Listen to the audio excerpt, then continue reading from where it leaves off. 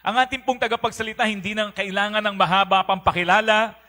Kilalang kilala na natin, Bishop Freddy De Vega. Pakinggan po natin ang mensahe ng Panginoon. Okay, thank you so much, Pastor Kenneth. Good morning po sa inyong lahat. Happy Worship Day po. Ayan, ang mga totoong Kristiyano, ito po ang ating eagerness, ito po ang ating excitement, ito po ang ating enjoyment na sa tuwing tayo po ay pupunta sa bahay ng Panginoon, tayo po ay makakarinig ng kanyang mensahe. Kaya for me, ang totoong Baptist favorite, ang pangangaral ng salita ng Diyos. Amen?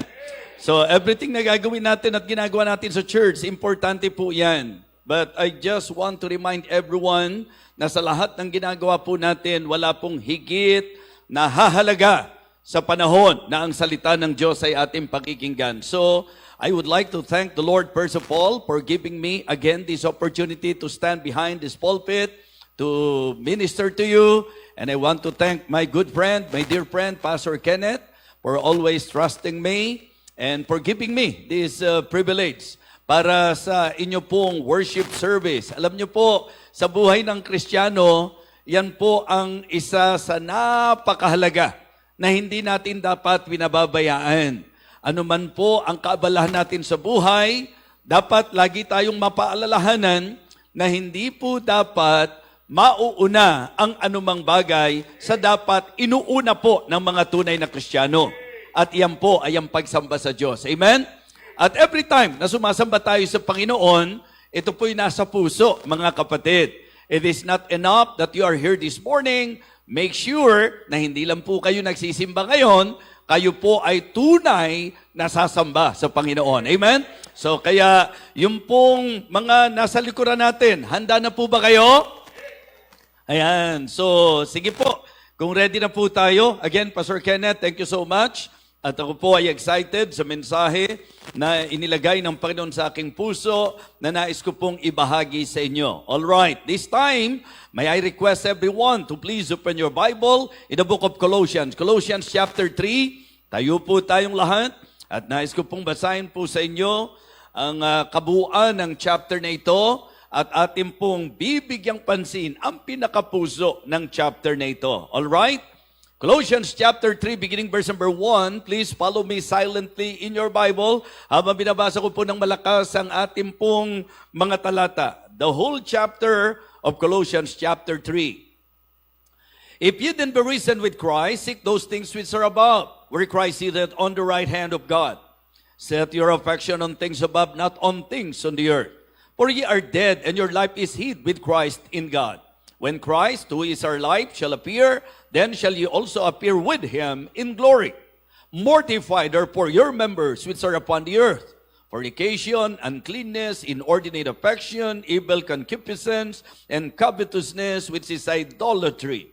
For which things sake the wrath of God cometh on the children of disobedience, in the which ye also walked sometime, when ye lived in them. But now ye also put off all this, anger, wrath, malice, blasphemy, filthy communication out of your mouth. Lie not one to another, seeing that ye have put off the old man with his deeds, and have put on the new man, which is renewed in knowledge after the image of him that created him. Where there is neither Greek nor Jew, circumcision nor uncircumcision, barbarian, Scythian, bond or free, but Christ is all and in all. Put on therefore as the elect of God, holy and beloved, bowels of mercies, kindness, humbleness of mind, meekness, long-suffering, forbearing one another, and forgiving one another. If any man have a quarrel against any, even as Christ forgave you, so also do ye. And above all these things, put on charity, which is the band of perfectness. And let the peace of God rule in your hearts, to the which also ye are called in one body, and be ye thankful. Verse number 16, let the word of Christ dwell in you richly in all wisdom, teaching and admonishing one another in psalms and hymns and spiritual songs, singing with grace in your hearts to the Lord. Verse number 17, and whatsoever you do in word or deed, do all in the name of the Lord Jesus, giving thanks to God and the Father by him. Wives, submit yourselves unto your own husbands as it is fit in the Lord. Husbands, love your wives and be not bitter against them. Children, obey your parents in all things, for this is well-pleasing unto the Lord. Fathers, provoke not your children to anger, lest they be discouraged. Servants, obey in all things your masters according to the flesh, not with eye service as men pleasers, but in singleness of heart, fearing God. Verse number 23, ito po ang ating key text, and may I request everyone to please read verse number 23 with me, all together loud and clear, ready, begin. And whatsoever you do, do it heartily, as to the Lord, and not unto men. So let us go to the Lord in prayer. Our gracious, loving God, our Father in heaven, we thank you and praise you for this beautiful morning. Thank you for the privilege and opportunity of worshiping you in the Spirit and in truth. May you guide us once again, O God. May you fill me with your Holy Spirit. Give me wisdom. Reach the heart of your people. Talk to them. And please, ang banal na Espiritu po ang siyang magbigay ng konbiksyon habang kami po ay nakikinig. Sawayin mo po ang lahat ng gawa ng kaaway, dakilang Diyos. Magpakahayag ka po sa amin. Ikaw, dakilang Diyos, ang makapangyarihang gumawa sa amin pong espiritual ng pangangailangan. Kami po ay iyong katagpuin, dakilang Diyos. Turuan po kung kinakailangan. Nawa, dakilang Diyos, kami po'y maging mapagpasakop sa iyo pong banal na salita. Again, I would like to commit to you this preaching, Heavenly Father. Bless your people, O Lord, and bless your servant. In this, for all of these things, we ask and pray in Christ's most precious name. Amen. Amen. You may now be seated.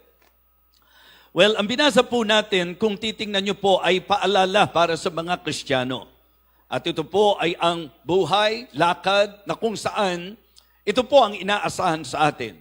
In the opening of chapter 3, it is good to be reminded of this very thing. Ang sabi po niya, if ye then be risen with Christ, seek those things which are above, where Christ sitteth on the right hand of God.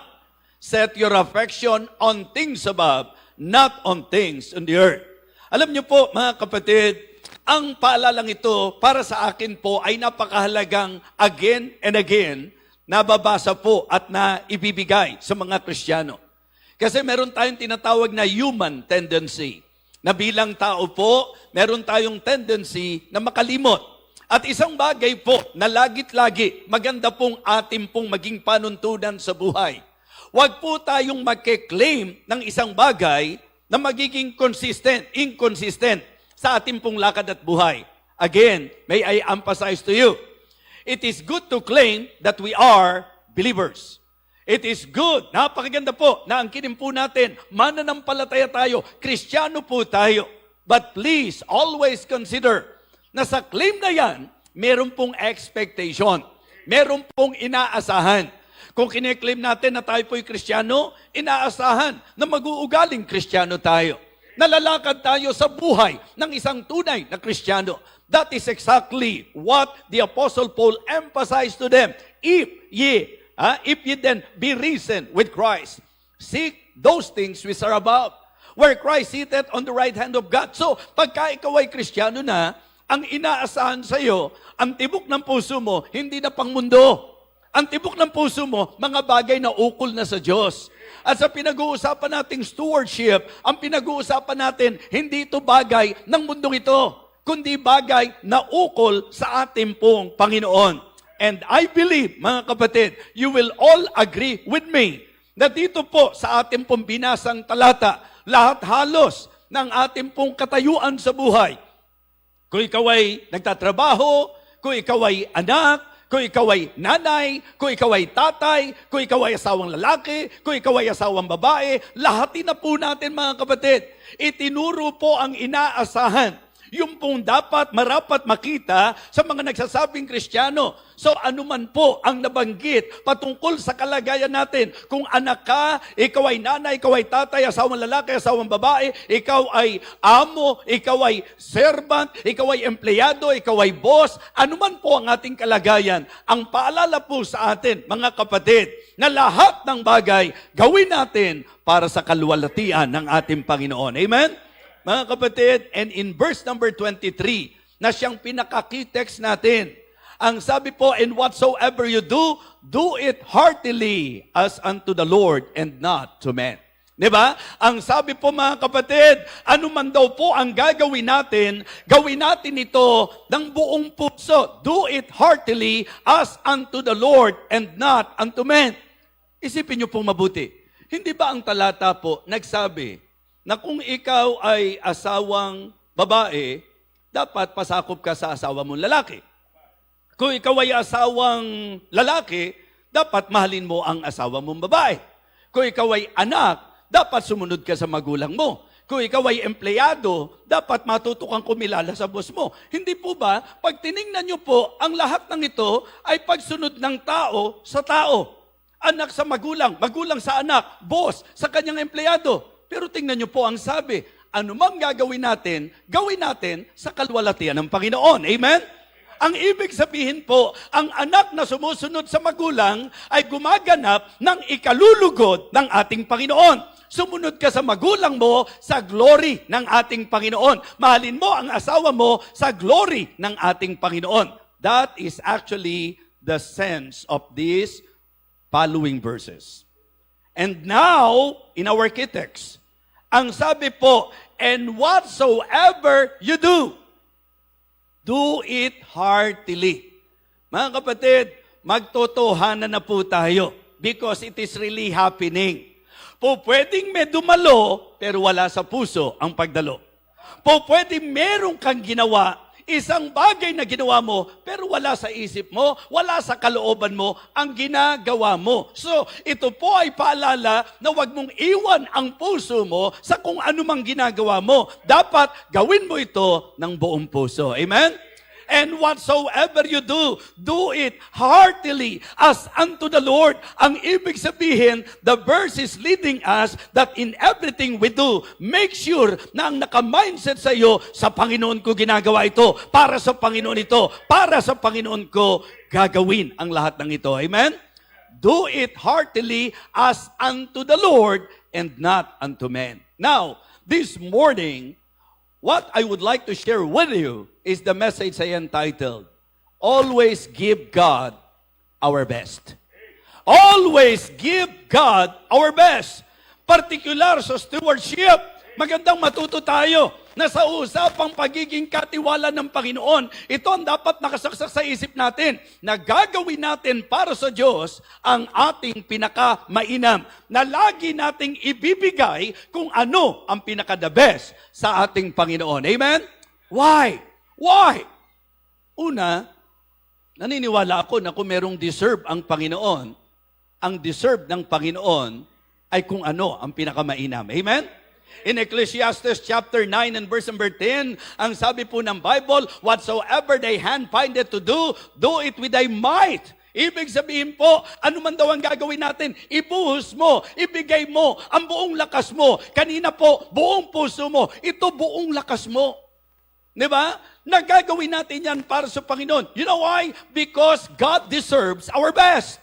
Yun po ang deserve ng Panginoon. Hindi po deserve ng Panginoon ng mga leftovers. Hindi po deserve ng Panginoon yung mga tira-tira sa buhay natin. Na kapag kami time ako, sige, sasambahin kita, Lord, kung maluwag ang oras ko. Kung may panahon ako, sasambahin kita. Kung maganda pakiramdam ko, sasambahin kita. Kung yan ang feel ko. Di ba? Minsan ganun po eh. At magandang sa umpisa pa lang ng mensahe natin, medyo nag-i-evaluate na tayo. Hindi ba ganito tumatakbo sa isip natin? Na kung tutuusin mga kapatid, meron po sa atin mga masasabi po nating sa kabila ng kung tutuusin. We are all aware na ang lahat ng bagay sa buhay natin, tinatanaw natin sa Panginoon. But sad to say, may mga pagkakataon na sa buhay po natin, it seems na napakahirap ibigay sa Diyos ng kung ano po ang pinakamainam sa atin. Okay?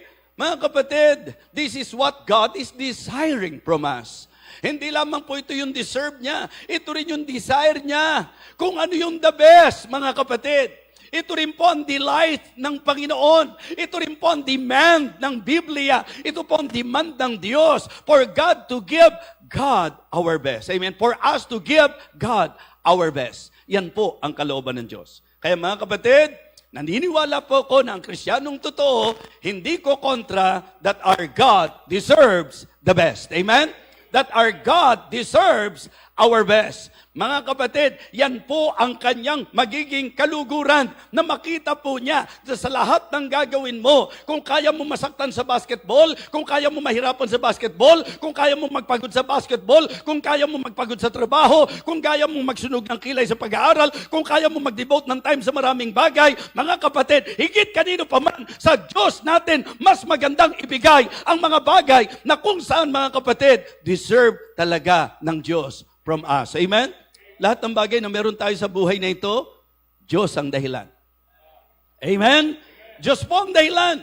Kaya marapat lang na ibigay natin sa Diyos ang ating pinakamainam. At kung meron tayong pasasayahin, higit sa pastor natin, higit sa mga kapatiran natin, make sure na Diyos ang bibigyan natin ng kasiyahan. Amen? So ito po'y magandang reminder. Because being human, we have that tendency too.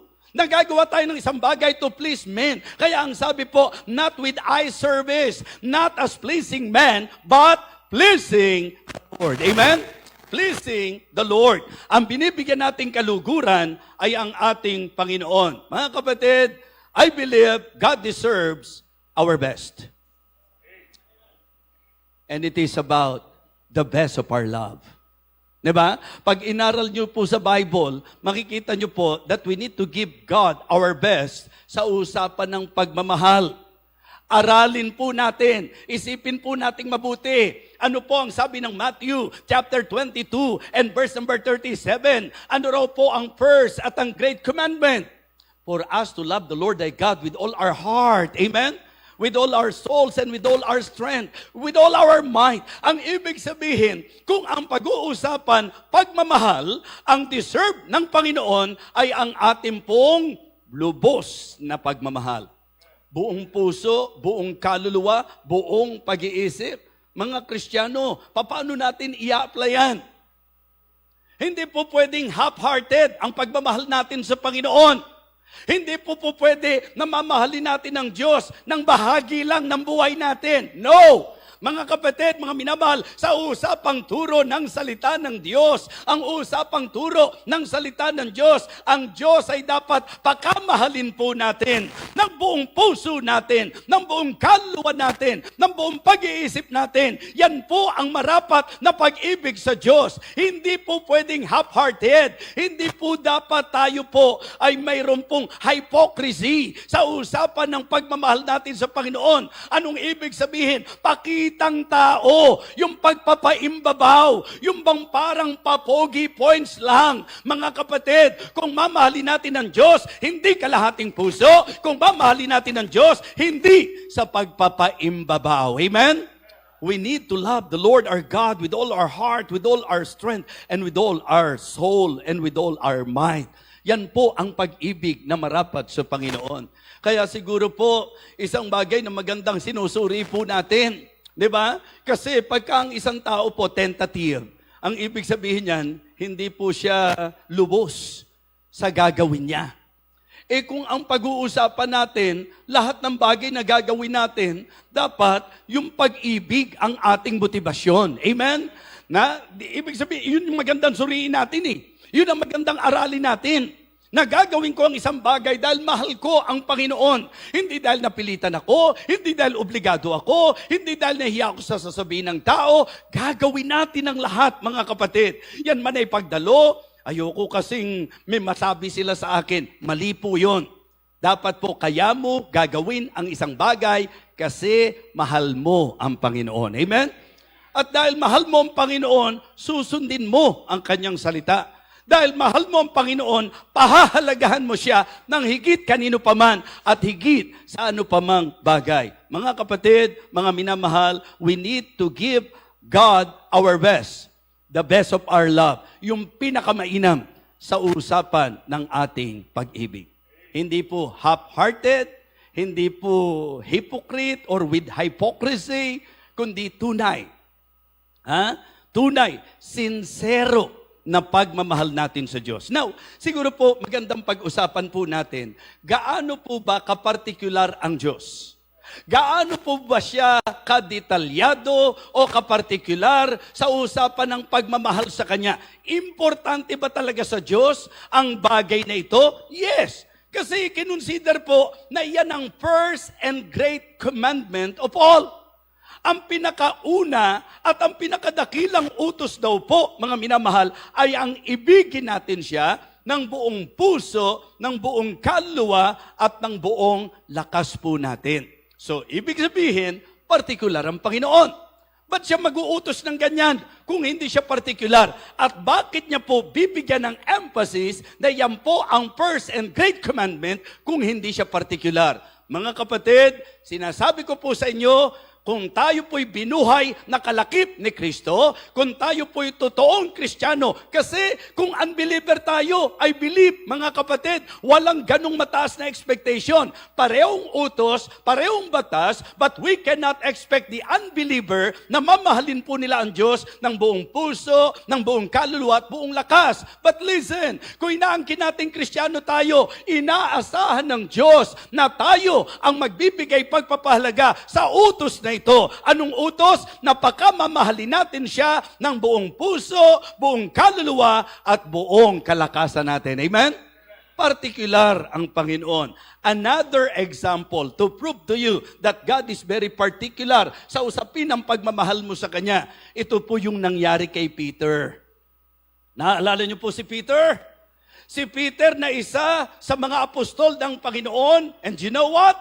Hindi lang siya basta isa sa mga apostol ng Panginoon. Prominenteng apostol. What I mean to say, siya po yung medyo parang nasa leadership ang kanyang kalagayan. Napaka-aggressive, na kung saan mga kapatid, very expressive, mahal kita Panginoon, walang makagagalaw sa iyo Panginoon, walang po pwedeng manakit sa iyo Panginoon. Yan po si Peter. Okay? Pero ano nangyari? Ano po ang nangyari? Nung damputin ng Panginoon, nung napako siya sa krus, si Peter, according to the record sa Biblia, siya po'y sumusunod sa Panginoon ng malayo. And Peter followed Christ afar off. And you know, isang bagay na magandang makita natin, makinig kayong mabuti, once na ikaw ay lalayo sa iyong relasyon o sa iyong kaugnayan sa Diyos, automatically, ang bawat hakbang mo palayo sa Diyos, one step backward, nalalayo ka sa Panginoon, is actually one step forward, palapit sa kaaway ng Panginoon. Laging dalawang side lang yan eh. Di ba? Kung ikaw ay nandito sa panig ng Panginoon, bawat hakbang na ikaw ay lalayo sa Kanya, automatic, palapit ka ng palapit sa kaaway niya. And this is actually a very good illustration because that is exactly what happened to Peter. Ang nangyari po sa kanya, nung nalayo na po siya sa Panginoon, ayon sa Biblia, saan na siya nalapit? Sa mga kaaway. At siyempre po, medyo hihina ka na. Kapag ikaw ay nalalayo sa Diyos, hindi po pwede yun. Lumayo ka sa Diyos, lumakas ka. Lumayo ka sa Diyos, mas tumibay ka. Hindi. Pag lalayo ka sa Diyos, ang tendency, manglalamig ka. Ang tendency, manghihina ka. At alam nyo, maapektuhan na yung kaugnayan nyo ng Panginoon. And this is very surprising. Because if we will just base our comment sa kung ano yung sinasabi ni Peter, parang napaka-imposible nung nagawa niya. Lahat ng mga sinabi ni Peter, parang magiging imposible yung nangyari. Ano po yun? Alam niyo po ba, nung medyo minaka-identify na sa kanya, kasamahan to ni Jesus. Galilean ito. Anong sabi niya? Hindi Okay? And you know what? Hindi isang pagkakataon. And according to record, how many times Peter denied Christ? 3 times. Kung isa, baka tsamba. Diba? Kung dalawa, baka tiyempo. Pero 3 na may panata pa, mga kapatid, apektado na talaga si Peter. Nanghina na talaga siya. Bumigay na talaga siya. Sa madaling salita, nalayo po talaga si Peter sa Panginoon. And you know what? After the resurrection of our Lord Jesus Christ, you know what the Lord Jesus Christ did? Pinuntahan niya si Peter. At nung puntahan po niya si Peter sa dealings ng Panginoon sa kanya, ano ang kanyang naging issue? Simon, son of Bar-Jonah, Lovest thou me more than this? Anong kanyang issue? Mahal mo ba ako, Pedro, ng higit? Sa pagbabalik niya sa pangingisda.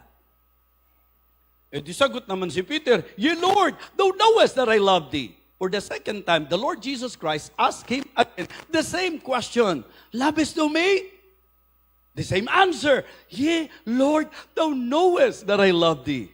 Pero nung ikatlong tanong, medyo hindi mabilis ang sagot. At meron pang kasamang pag-iyak. Nanangis si Peter. Mga kapatid, I believe because doon sa pangatlong tanong, medyo bumauna po sa puso ni Peter at naramdaman na po niya yung pong puso ng tanong ng Panginoon sa kanya. And I believe the reason why Peter cried, it is because of his realization. Kasi it is very easy for us to say amen na mahal natin ang Panginoon. Madali nating sabihin, Yea, Lord, thou knowest that I love thee. Bagamat makapagtataka, mahal mo ang Panginoon, pero ba't ang bigat-bigat ng katawan mo pagsasamba? Mahal mo ang Panginoon, pero bakit kailangan nagpipilitan pa? Mahal mo ang Panginoon, pero bakit natitisod ka sa salita niya? Yun po ang mga nakapagtatakang bagay. Si Peter, consistent po yan. 3 times, he answered the same question. The question of our Lord, the same question na sinabi sa kanya, Yea, Lord, thou knowest that I love thee. Yea, Lord, thou knowest that I love thee. Pero nung ikatlo, may iyak na po mga kapatid, sapagkat may realization na, mga kapatid, hindi po sapat na sabihin mong mahal mo ang Panginoon. Patunayan mo yan sa pamagitan ng paglalagay mo ng sarili mo sa lugar ng Panginoon sa iyong buhay. Amen? Para bang ang dating doon, mahal mo pala ako, ba't wala ka sa church? Mahal mo pala ako, ba't natisod ka sa giving? Mahal mo pala ako, bakit kontra ka sa mga proyekto ng church? Mahal mo pala ako, bakit ka galit kay pastor? Mahal mo pala ako, bakit namumuhi ka sa kapatid? Mahal mo pala ako, bakit hindi ka masaya na naglilingkod sa akin? Yan po yung mga questionable na bagay. Iyak si Pedro because he realized na ang pag-ibig sa Diyos ay hindi dapat sinasabi lang. Kailangan pong ito ay pinatutunayan. At nung tawagin siya ng Panginoon, dapat walang higit na mahalaga sa kanya, kundi kung ano ang tawag at kung saan ang lugar ng Diyos sa kanya. Mahal mo, Panginoon, wala ka sa lugar niya. Mahal mo ang Panginoon, nasa pagsuway ka. Mahal mo ang Panginoon, ang layo-layo mo. Mahal mo ang Panginoon, hindi ka ma-reach. Kapatid, make sure na talagang ibibigay natin sa Diyos lagi ang ating pinakamainam sa usaping pag-ibig, particular ang Panginoon. Another example, si Peter as an individual, ang Ephesus church as church. Revelation chapter 2 and verse number 4. Sa lahat ng magagandang commendation na sinabi po from verse 2 and verse 3, pagdating ng verse 4, ang sabi ng Panginoon sa church ng Ephesus, Nevertheless, I have somewhat against thee, because thou hast left thy first love. How about us this morning? Kamusta po tayo? Mga kapatid, itatanong ko lang po, mahal po ba natin ang Panginoon? Pangalawang tanong po, mahal po ba natin ang Panginoon? Huwag na kayong iiyak kung marirealize natin. Pero gusto ko rin po itanong sa inyo sa ikatlong pagkakataon, mahal ba natin talaga ang Panginoon? Mga kapatid, we should. We should love the Lord with all our heart, with all our soul, and with all our might. Ganun natin dapat mahalin ang Panginoon. Kaya dapat, kung talagang ito totoo, hindi ka dapat pinipilit na dumadalo. Dapat Sabado pa lang excited ka na dahil mag-worship ka ng linggo. Dapat hindi mo na struggle na ibibigay mo ba yung para sa Panginoon? Kahit na kailangan mo yan, dahil mahal mo ang Panginoon, una muna siya. At alam nyo, pag inunan nyo naman siya, ang pangako niya, lahat ng mga bagay na kakailangan ninyo ay idaragdag ng Panginoon sa inyo. Napatunayan na po natin yan. Mga kapatid, ibigay natin sa Diyos ang pinaka-the best ng ating pagmamahal. Second, we need to give God our best. Diba? Because God deserves the best of our life. Yung pong buhay natin. Don't don't just give God your time, your talent, your treasure. I believe, ang pinaka-the best, ibigay natin sa Diyos yung totality natin. Not just your time, not just your talent, not just your treasure, but your totality. Romans chapter 12, verses 1 and 2. I beseech you, therefore, brethren, by the mercies of God, that ye present your bodies a living sacrifice, holy, acceptable unto God, which is your reasonable service. In verse number 2, and be not conformed to this world, but be ye transformed by the renewing of your mind, that you may prove what is that good and acceptable and perfect will of God. Mga kapatid, mga minamahal, bantad na po tayo sa usapang stewardship, na tayo'y katiwala ng Diyos sa ating oras, na tayo'y katiwala ng Diyos sa ating talents, na tayo'y katiwala ng Diyos sa ating treasure. But I am telling you, deeper sa lahat ng yan, tayo'y katiwala ng Diyos sa buong tayo mismo, yung tayo sa pangkalahatan. Mga Kristiyano, pag pinag-usapan ng time, hindi ito yung oras lang ng ating pagdalo. Pag pinag-usapan ng time, ang pinag-uusapan dyan, yung buhay na ibubuhay natin sa mundong ito. Amen? Alam niyo po, ang sabi ni Moses, doon sa survey, di ba? The days of our years are 70 years and 10. And if by reason of strength, anong sabi? There will be 80 years. Ang evaluation nila, ang pinakasuri nila, doon sa panahon na yon, na ito po'y sinulat, ang tao raw po sa kalakaran, 70 years nabubuhay. Pero kapag ka healthy, kapag ka talaga medyo maayos ang lifestyle, at wala namang mga aksidente, kalimitan, inaabot ng 80 years. Kaya kapag ka kayo po umabot ng 70, 80, aba, napakamabiyaya na talaga ng Panginoon sa buhay. Pero ang usapang time ay usapang buhay. Ang ibig sabihin, kung gaano kahaba ang taon ng buhay mo sa lupa, yun ang time ng pagkakatiwala ng Panginoon sa iyo. Kaya nga ang punto, ba't mangangarap ka pang mabuhay ng mahaba kung sasayangin mo rin lang ang buhay mo? Bakit mo pa hihilingin sa Diyos na bigyan ka ng long life kung puro sa bisyo mo rin lang naman gagastusin? Sana po, Kristiyano, ang takbo ng isip natin, the reason why we are praying to God na bigyan tayo ng long life because we want to serve God longer. Amen? Kasi gusto natin siyang paglingkuran, matamis makarinig ng mga pahayag, ng mga may edad na. Actually, kung ako lang tatanungin, okay naman talaga sana na mawala na ako eh. Dahil hirap na hirap din naman ako eh. Pero alam mo, sa realization ko, gusto ko pang mag-serve sa Panginoon. Gusto ko pang magbigay ng maaaring maibigay ko para sa Kanya. Yun lang ang dahilan kung bakit ko ipinagpe-pray na sana humaba pa ang buhay ko. Sana yung konsepto na yan. Kaya ang panawagan natin sa mga kabataan, ngayon pa lang sana dumating ka na doon sa realization na huwag mo nang hintayin tumanda ka para maisip mo yan. Remember now thy Creator in the days of thy youth, while the evil days come not, nor the years draw nigh, when thou shalt say, I have no pleasure in them. Now is the best time for you to serve the Lord. Give your time to God. Give your talent to God. Give your treasure to God. Give and present your totality to God. Ibigay mo ang buong ikaw sa Panginoon. Ang sino mang maghangad ng kanyang buhay, mawawalan ito. Pero sino man na mawalan ng kanyang buhay, alang-alang sa Panginoon, ay makakasumpong nito. Amen? Before, iniisip ko po yan.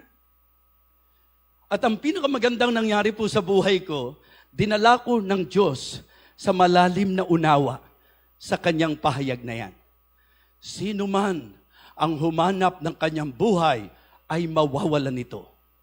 Pero sino man na mawawalan ng kanyang buhay, alang-alang sa akin, makakasumpong nito. Nung naintindihan ko po yan, na-enjoy ko po sa buhay ko ang outcome, mga kapatid. You know why? Sapagkat ang nangyari po sa akin, isinaisang tabi ko yung mga hinahanap ko, yung ambisyon ko, yung trabahong gusto ko, yung mga pangarap ko, isinaisang tabi ko yan, nawalan ako ng buhay. Bakit? Ibinigay ko ang buhay ko sa Panginoon. And you know what? Nasumpungan ko ang buhay nung ibigay ko ang buhay ko sa Panginoon. Walang sino mang magbibigay ng kanyang sarili sa Diyos na malulugi o matatalo. Laging panalo pagka ang buhay mo ay ibinigay mo sa Panginoon. Amen? Kaya nga dito sa stewardship na ito, panalo tayo kapag ka naintindihan po natin yung principle. Panalo tayo pag naintindihan natin yung concept. Mga kapatid, walang lugi na palabigay sa gawain ng Diyos. Walang lugi na nagsuko ng buhay sa Panginoon. Mga minamahal, alam ko pong si Pastor Kenneth, kahit nung unbeliever pa lang sila, maalwan ng kanilang buhay, pero alam ko po na hindi niya po pwedeng itanggi na hindi maikukumpara ang buhay na ibinigay ng Panginoon sa kanya nung kanyang isuko at ipagamit ang buhay niya sa Diyos. Amen? Amen po ba, Ate Jonel? Yes. Mapapatunayan po natin yan. Samantalang ang nakikita natin, ang mga tao ni hindi makapagbigay ng oras sa Diyos. Bakit? Kasi gusto ko kahit gabi pinagtatrabaho ko. Kasi kailangan namin mabuhay. Kasi gusto ko kahit linggo ipagtatrabaho ko. Kasi kailangan namin makaangat sa buhay. Gaano na katagal na ginagawa ng marami yan? Nasolusyonan ba yung kanilang problema? Pero ang mga Kristiyano na natuto ng unahin, hanapin ang kaharian ng Diyos, ang katwiran ng Diyos. Tingnan niyo po mga kapatid, ano man ang pinagdaanan natin, kahit ang pandemic na pagtagumpayan natin, why? It is because of Him. Amen? Kasi natutunan nating isuko, ibigay natin ang buhay natin sa Panginoon. Ha? Young people, wag kung kailan sira-sira na buhay natin, tsaka natin ibibigay sa Kanya. Kapag ka wala ka ng katutunguhan at tsaka mo ibibigay ang buhay mo sa Kanya, now is the best time for you. Habang may lakas ka pa, habang may sigla ka pa, habang may talento ka pa, habang may magagawa ka pa, now is the best time for you to surrender your all to God and let God use your life for His glory and for His honor. Amen? Napakabuti po ng Panginoon. Mga kapatid, God deserves the best of our love. God deserves the best of our life. Hindi ko sinasabing kapag ka ikaw ay bumagsak, hindi ko sinasabing kapag ka ikaw ay nasugatan, hindi ko sinasabing pag ikaw ay nalihis at nagkamali, wala nang pagkakataon. Kaya nga may revival para ikaw ay bigyan ng panawagan. Bakit? Habang may panahon pa, bumalik ka na! Habang may panahon pa, bumangon ka na. Marami ka nang nasayang. Tigilan na yan. Bigyan mo na ng pansin ang makabuluhang buhay at ang makabuluhang buhay ay ang buhay na sa Diyos mo isusuko. Amen? Paano po yung nakaraan ko? Tapos na po yun Ang masama lang kung nananatili ka pa sa nakaraan mo. Tama po ba? Okay? Ang nais ng Panginoon, bangon ka at magpasimula ka na gamitin mo na ang kabuuan mo para sa Kanya. Okay? Mga kapatid, pangatlo po, God deserves the best of our labor. God deserves the best of our labor. Not just our love, our life, but also our labor.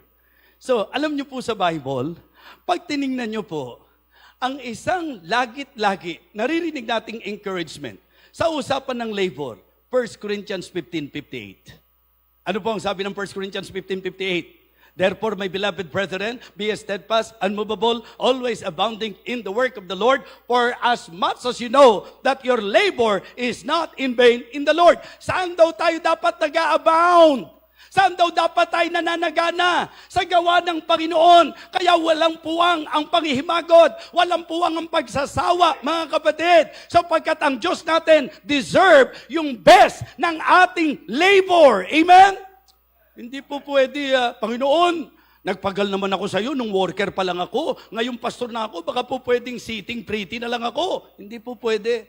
As we continue on, habang nagpapatuloy tayo sa Panginoon, aralin niyo po ang buhay ng inyong lingkod. Kung gaano po ang sigasig at sipag namin sa paglilingkod noon, kahit na po medyo inangat na po ng Panginoon ang aming pong katayuan, ang asawa ko po makapagpapatunay sa inyo na hindi po nabawasan yan, kundi habang tumatagal, lalo pa po kaming nag-a-abound sa mga gawa ng Panginoon. Amen? And you know what? Dito pa lang sa lupa, napapatunayan na po namin na ang aming pagpapagal ay hindi walang kabuluhan sa Panginoon. Tatandaan nyo po, wala tayong expectation na kahit anuman sa lupa. But listen, because our God is just, because our God is faithful, because our God is gracious, because our God is merciful, you know what? Dito pa lang sa lupa, mararamdaman mo na pagka ang buhay mo, pinagagamit mo sa Diyos. Kapag ka ang pagpapagal mo, pagka ikaw ay masipag na Kristiyano, matapat na Kristiyano, kasama sa bawat paglilingkod, sa lupa pa lang, mararamdaman mo na hindi nawawalang kabuluhan ng lahat ng yan. Amen? How much more in heaven? Diba? How much more in heaven? The joy that we have dito sa lupang ito, tikim lang po yan ng glory na marireveal sa atin pagka tayo po'y nasa Panginoon na.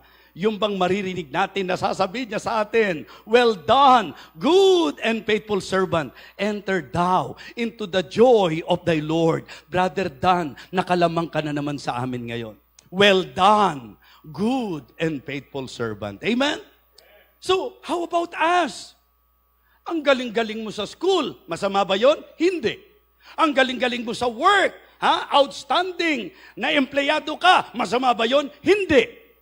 Pero ang masama, ang galing mo sa school, ang galing mo sa trabaho, ang galing mo sa laro, pero pagdating sa church, asaan ka?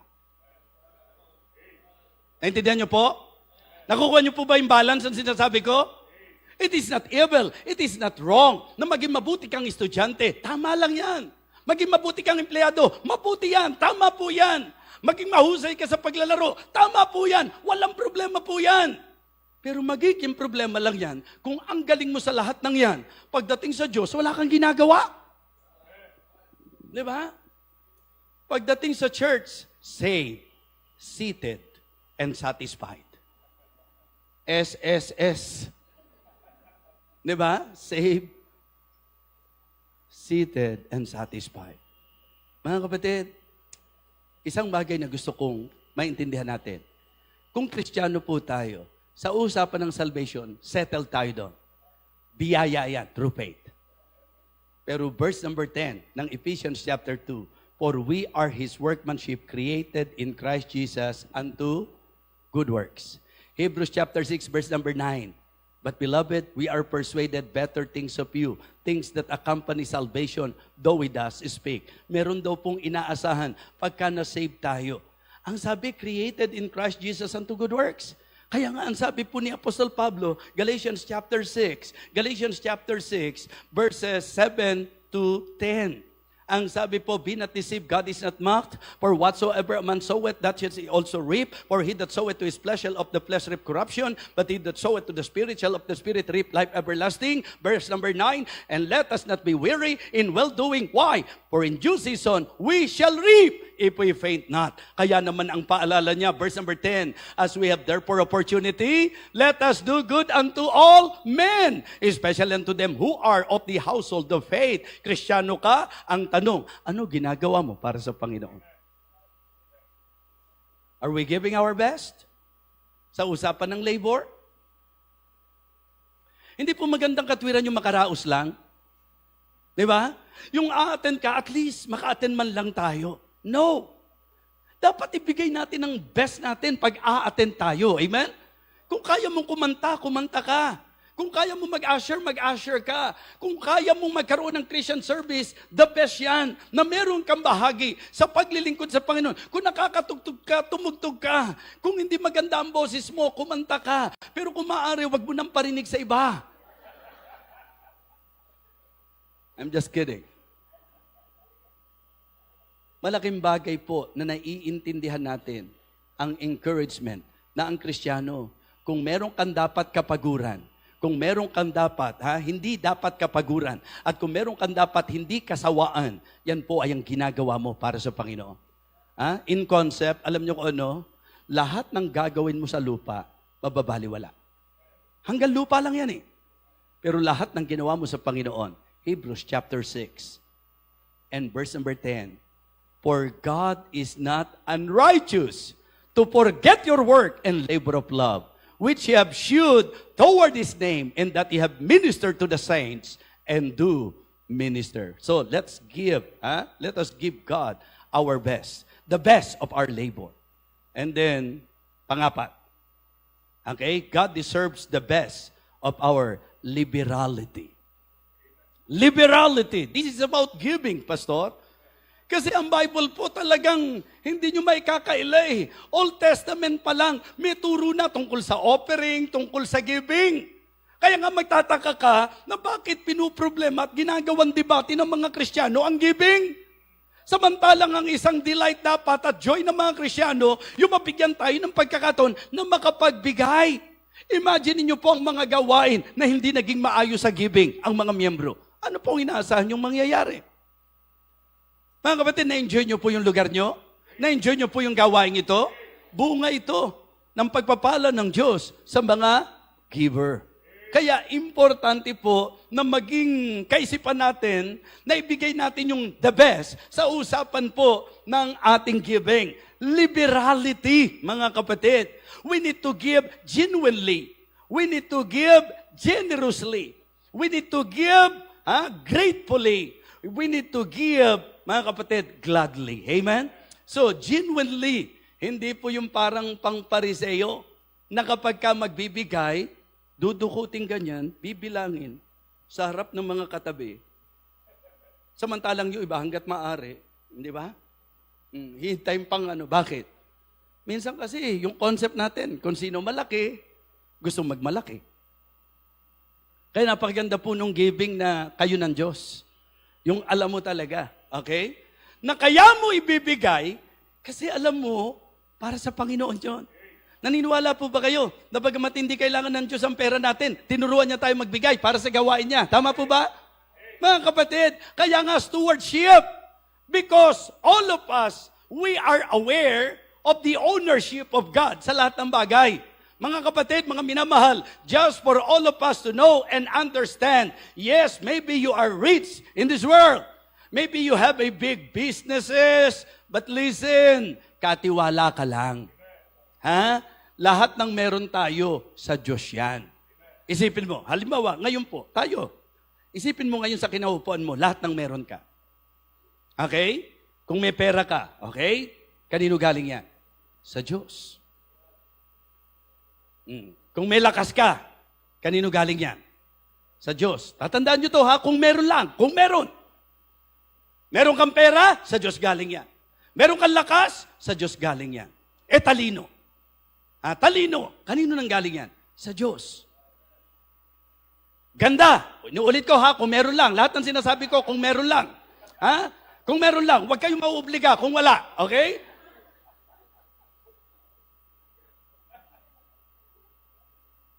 Ang gusto kong sabihin, lahat ng meron tayo, sa Diyos nang galing. Kung sa Diyos po ito, ba't nasa akin? Di ba? Kung sa Diyos pala galing, ba't nasa akin? Yun ang stewardship. Siya ang may-ari, kaya nasa iyo, pinagkatiwalaan ka niya.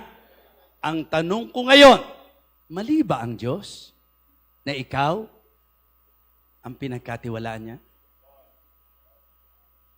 Yung negosyo mo, mali ba ang Diyos na ikaw ang pinagpala niya ng ganyang negosyo? Yung kayamanang tinatangkilik mo ngayon, nagkamali ba ang Diyos? Talino. Baka mamaya, sa sobrang talino mo, pati Diyos gusto mong debatihin. May mga tao kasi na sa sobrang talino, pati existence ng Diyos, kinwestiyon Kaya foolishness di po ba? So mga kapatid, mga minamahal, ang ibig ko pong sabihin, sa usapang stewardship, sa Diyos galing ang lahat ng bagay. Kung ikaw ay magiging Kristiyano na mapagkakatiwalaan ng Diyos, dapat pag nagbibigay tayo, genuine. Talagang from there. Walang other motive, kundi kilalanin at luwalhatiin ng Diyos. Amen? It is to honor the Lord. Proverbs 3, verse number 9. Honor the Lord with thy substance and with the first fruits of all thine increase. Mga kapatid, mga minamahal, how about generously? Hindi naman po kami mayaman. Mali po ang concept na kaya generous, mayaman. Okay? Dahil maring hindi lang ako. Maring kayo mismo may kilala na ang yaman-yaman pero hindi generous.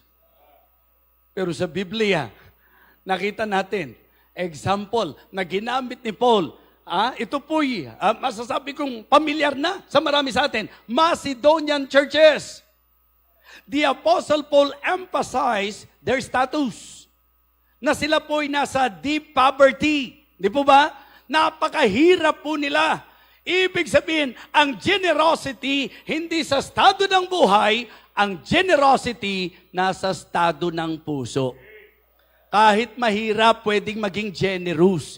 Kaya sabi po niya, 2 Corinthians chapter 8 and verses 1 hanggang sa mga susunod na talata. Moreover, brethren, with you to wit of the grace of God bestowed on the churches of Macedonia, how that in a great trial of affliction, the abundance of their joy and their deep poverty abounded unto the riches of their liberality. For to their power, I bear record, yea, and beyond their power, they were willing of themselves, praying us with much entreaty that we would receive the gift and take upon us the fellowship of the ministering to the saints. Verse number 5, here is the key. And this they did not as we hope, but first gave their own selves unto the Lord and unto us by the will of God. Amen?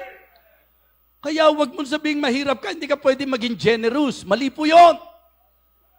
Ang ginamit ng example sa generosity, Macedonian churches na talagang mention po that they are in deep poverty. Mga kapatid, give genuinely, give generously, and give gratefully. Alam niyo po, ang pinakamagandang pagbibigay, yung kaya ka nagbibigay kasi grateful ka. Amen? Ha? Tama lang ba na maging grateful tayo sa Diyos? Pakitaas nga kamay ng mga grateful sa Panginoon, sa kabutihan ng Panginoon. Pakitaas ang kamay. Yung hindi wag mapilitan. Yun lang pong nagpapasalamat sa Diyos. We should. We ought to be grateful. Napakabuti ng Panginoon sa atin. Di ba? Pag iniisip natin, yung pansinin lang tayo ng Diyos, sino ba tayo? Sino ba tayo para pansinin ng Panginoon? Kaya nga sa Psalm chapter 8, mga kapatid, ang sabi po ng psalmist, di ba? O Lord, our Lord, how excellent is thy name in all the earth. Ituloy-tuloy natin yan. Ang sabi niya, O Lord, our Lord, how excellent is thy name in all the earth, who has set thy glory above the heavens. Verse number 2. Ang sabi po, out of the mouth of babes and sucklings hast thou ordained strength, because of thine enemies that thou madest still the enemy and avenger. Verse number 3. Ang sabi po, sabay-sabay, when I consider thy heavens, the work of thy fingers, the moon and stars which thou hast ordained, anong realization? Anong realization? Sabi ng verse number 3, di ba? When I consider thy heavens, the work of thy fingers, the moon and stars, ang realization po niya, verse number 4. Sabay-sabay, begin. What is man that thou art mindful of him? And the son of man that thou visitest him? Sino raw po ang tao? At ano raw po ang tao para pansinin ng Diyos? Naniniwala po ba kayo na kahit wala tayo, ang Diyos ay Diyos? Tama po ba?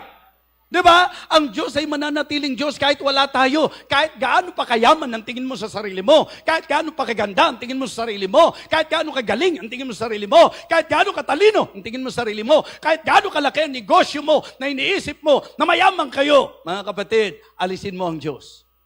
Anong ibig sabihin ng lahat ng yan? Nothing. Nothing. Nothing. Di ba?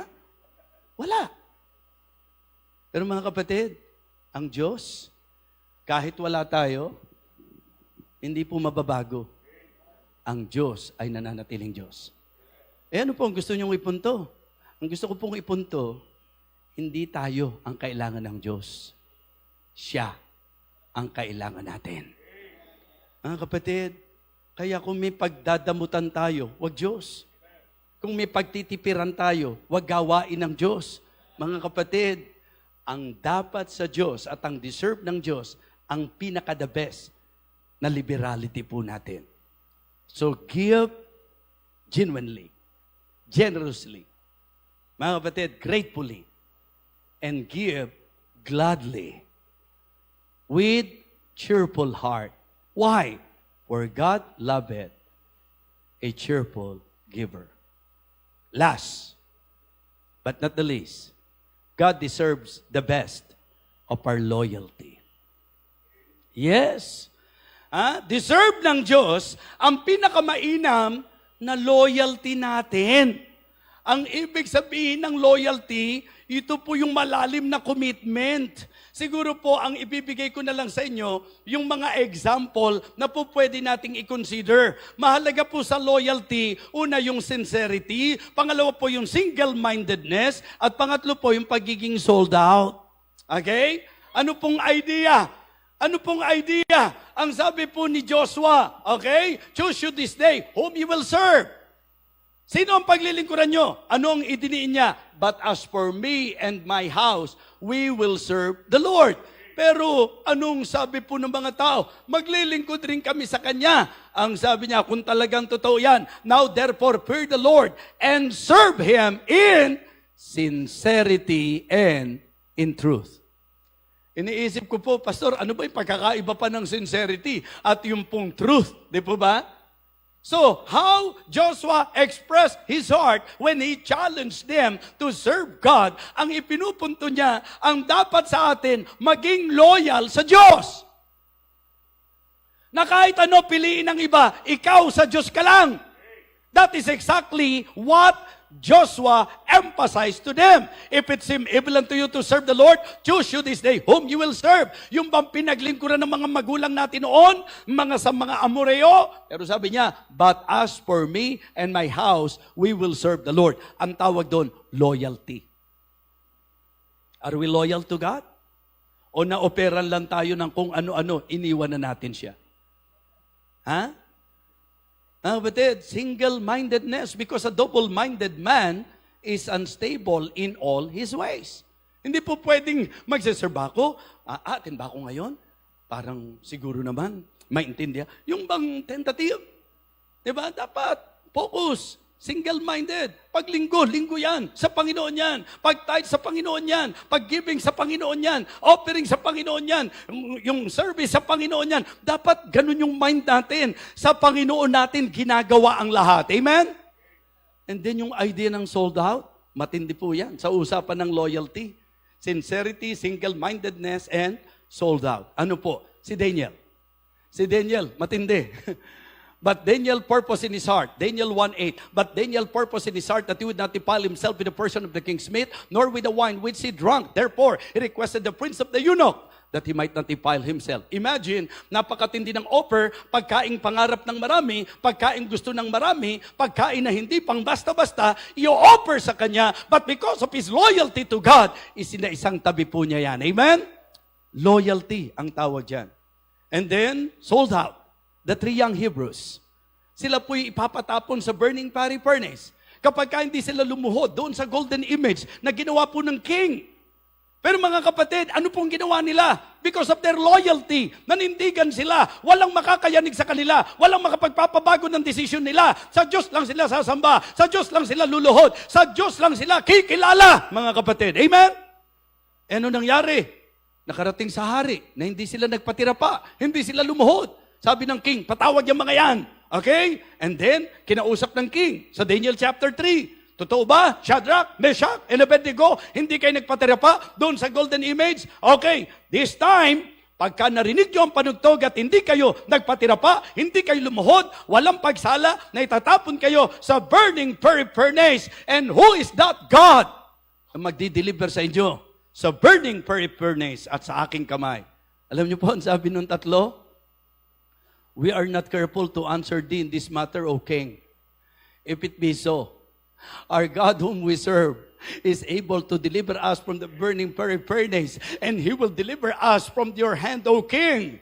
Alam nyo, nagpakita na sold out sila, but if not, lubos ang paniniwala nila na isasalba sila ng Panginoon. Lubos ang paniniwala nila na hindi sila pababayaan ng Panginoon. Pero para maintindihan lang ng king na sold out sila, walang makapagpapabago sa desisyon nila. Anumang parusa, hindi magpapabago sa desisyon nila dahil loyal sila sa Diyos. Sabi po niya sa king, but if not, be it known unto thee, we will not bow down nor serve the golden image that thou hast set up.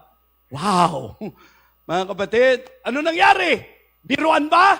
Hindi sila nagpatira pa. Pinatapon sila sa burning furnace. And you know what happened?